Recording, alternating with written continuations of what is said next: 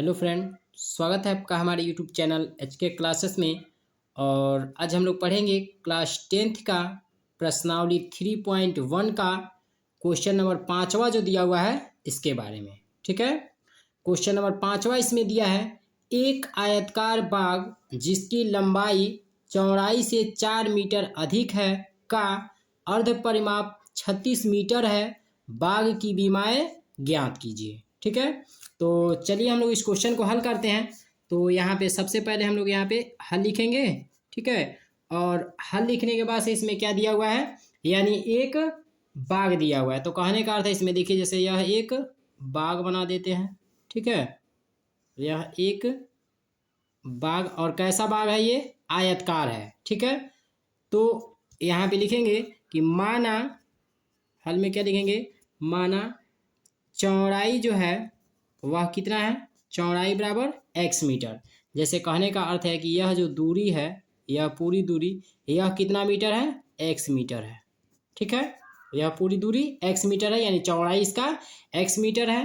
तथा इसके बाद लिखेंगे, यहाँ पे लिखेंगे तथा लंबाई बराबर कितना दिया हुआ है, लंबाई बराबर, लंबाई कितना दिया है, यानी चौड़ाई से 4 मीटर अधिक है। तो इसीलिए क्या हो जाएगा, x प्लस 4 लिख देंगे। यानी यह जो दूरी होगी पूरी, वह कितनी होगी, x प्लस 4 होगी।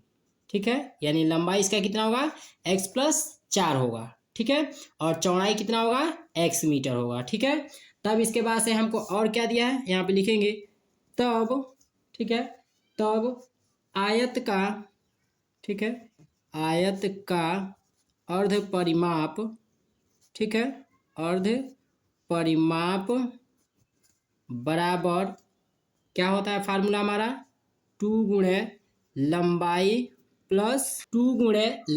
प्लस चौड़ाई बटे 2 होता है। ठीक है, तो आयत का अर्ध परिमाप कितना दिया है, 36 मीटर दिया है, लिख देंगे यहाँ पे। और यह 2 से 2 कैंसिल हो जाएगा। ठीक है, तो लंबाई हमारा इसमें क्या निकला है, x प्लस 4, यहाँ पे लिख देंगे x प्लस 4, और प्लस चौड़ाई क्या है, x मीटर है, तो x मीटर लिख देंगे। ठीक है, अब ये क्या हो जाएगा, 36 मीटर, और यह एक x यहाँ पे है और एक x यहाँ पे जोड़ेंगे, यानी 1x और 1x जोड़ेंगे तो कितना हो जाएगा, 2x प्लस 4 हो जाएगा। ठीक है, तो हम क्या करेंगे कि 36 जो दिया है 36 मीटर, 36 में से कितना को घटा देंगे, यानी 4 को इधर पछांदर करेंगे तो 36 माइनस 4 हो जाएगा बराबर 2x हो जाएगा। तो 36 में से यदि 4 घटेगा तो कितना हो जाएगा हमारा, यानी 32 हो जाएगा। ठीक है, यानी 2x बराबर कितना हो गया, 32 हो गया। तो कितना हो जाएगा, यानी 32 बटे 2 हो जाएगा। मतलब x बराबर कितना हो जाएगा, 16 दूनी 32 हो जाएगा। यानी x बराबर हमारा जो होगा इधर मान हुआ कितना आएगा, 16 आएगा। यानी इसको हम क्या लिख सकते हैं कि x बराबर 16 लिख सकते हैं इसे। ठीक है, तो हमारा जो चौड़ाई है वह कितना हो गया, यानी चौड़ाई बराबर कितना हो गया, 16 मीटर हो जाएगा। ठीक है, अब हम क्या करेंगे, लंबाई इसका निकालेंगे। तो लंबाई कितना दिया हुआ है, x प्लस, यहाँ लिख देंगे लंबाई बराबर x प्लस 4 मीटर दिया है। ठीक है, तो x का मान कितना निकाले हैं, 16 निकाले हैं। तो यहाँ पे x के जगह पे 16 रख देंगे और प्लस 4 रख देंगे। ठीक है, तो 16 4 कितना हो जाएगा, 20 मीटर हो जाएगा यहाँ। ठीक है, तो क्या हो जाएगा, अतः कितना हो जाएगा, चौड़ाई बराबर 16 मीटर, ठीक है, तथा लंबाई बराबर कितना हो जाएगा हमारा, 20 मीटर। ठीक है, और यही हमारा आंसर हो जाएगा। क्लियर।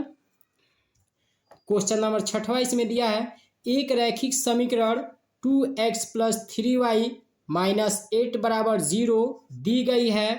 दो चरों में एक ऐसी और रैखिक समीकरण लिखिए ताकि प्राप्त युग्म का ज्यामितीय निरूपण जैसा कि इसमें दिया हुआ है। क्या क्या दिया हुआ है, या तो प्रतिच्छेद करती हुई रेखाएं हो, या समांतर रेखाएं हो, या समपाती रेखाएं हो। ठीक है, तो चलिए हम लोग पहला इसका जो दिया हुआ है प्रतिच्छेदित करती हुई रेखाएं, पहले इसमें एक समीकरण हमारा क्या दिया है, 2x प्लस 3, ठीक है, y माइनस 8 समीकरण हमारा क्या दिया है, एक दिया हुआ है।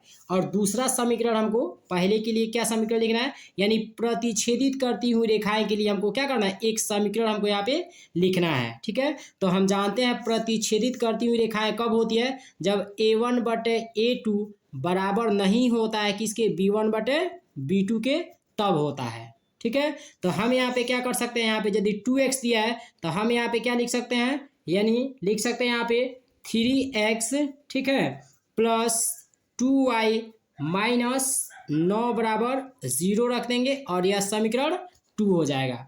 अब देखिए यह जो हमारा समीकरण होगा वह क्या होगा, प्रतिच्छेदित करती हुई रेखाओं का होगा। कैसे होगा देखिए यहाँ पे, इसलिए कि a1/a2 हमारा जो होगा तो a1 का मान 2 हो जाएगा और a2 का मान कितना होगा, 3 होगा।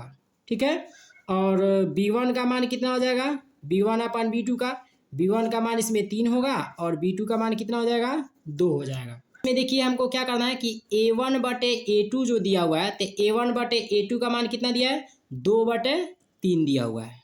ठीक है, और b1/b2 का जो मान दिया है वह कितना दिया है, 3/2 दिया है। यानी कहने का इसमें अर्थ ये है कि a1/a2 बराबर नहीं है किसके, b1/b2 के।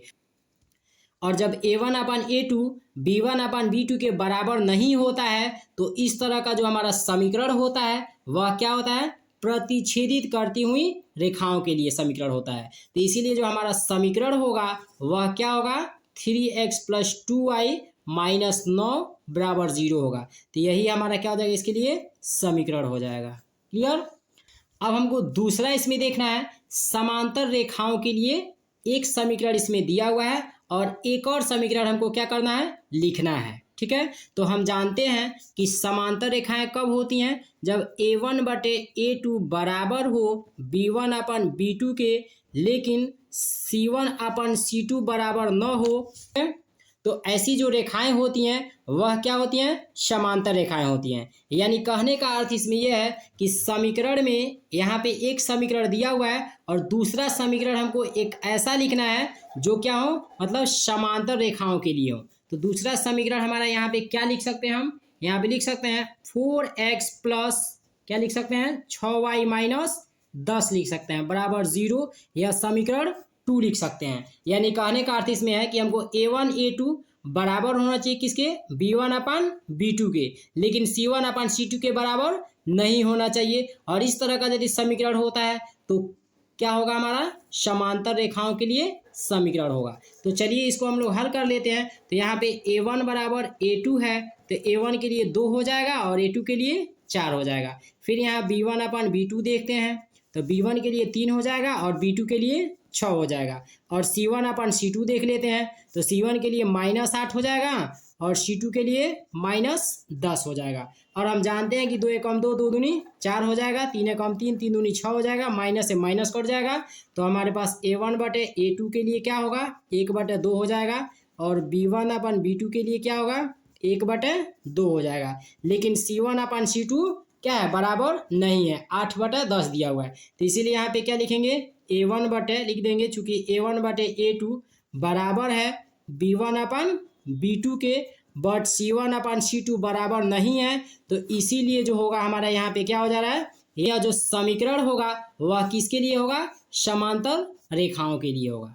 ठीक है, तो देखिए तीसरा इसमें दिया हुआ है कि संपाती रेखाएं हों। यानी कहने का अर्थ है कि संपाती रेखाओं के लिए एक समीकरण यहाँ पे दिया हुआ है और एक और समीकरण हमको लिखना है। और कैसा समीकरण लिखना है कि जिसकी रेखाएं संपाती हों।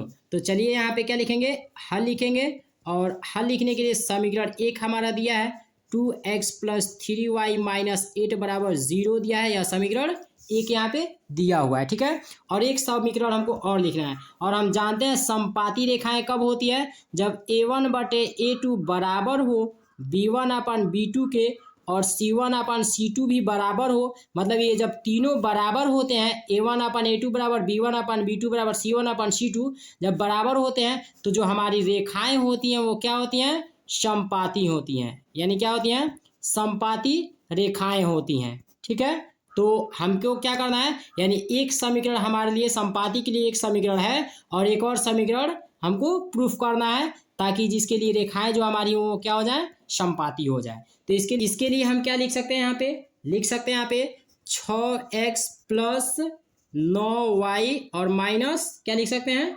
24 बराबर 0 कर दिए और इसको समीकरण 1 मान लीजिए। और यही समीकरण जो हमारा होगा वो क्या होगा, समपाती रेखाओं के लिए होगा। कैसे होगा, देखिए यहाँ पे A1/A2 बराबर A1 के लिए 2 हो जाएगा और A2 के लिए 6 हो जाएगा। अब इसके बाद से B1/B2 देख लेते हैं। तो B1 के लिए क्या हो जाएगा, 3 हो जाएगा और B2 के लिए क्या हो जाएगा, 9 हो जाएगा। अब C1/C2 के लिए देख लेते हैं। C1 के लिए -8 होगा और C2 के लिए -24 हो जाएगा। माइनस से माइनस काट दीजिए और 8 एकम 8 हो जाएगा और 8 त्रिके 24 हो जाएगा। 3 एकम 3, 3 एकम 3 और 3 त्रिके 9 हो जाएगा और 2 एकम 2, 2 तिहाई 6 हो जाएगा। यानी A1/A2 बराबर 1/3 हो जाएगा और B1/B2 बराबर क्या हो जाएगा, A1/A2 का मान भी 1/3 दिया है, B1/B2 का मान भी कितना दिया है, 1/3 दिया है और C1/C2 का मान भी 1/3 दिया है। यानी कहने का अर्थ है इसमें अर्थ है कि A1/A2 बराबर है किसके, B1/B2 के और C1/C2 भी बराबर है। तो इसीलिए यह जो समीकरण हमारा होगा ये कौन सा समीकरण होगा, समपाती रेखाओं के लिए समीकरण होगा और यही हमारा आंसर हो जाएगा। ठीक है।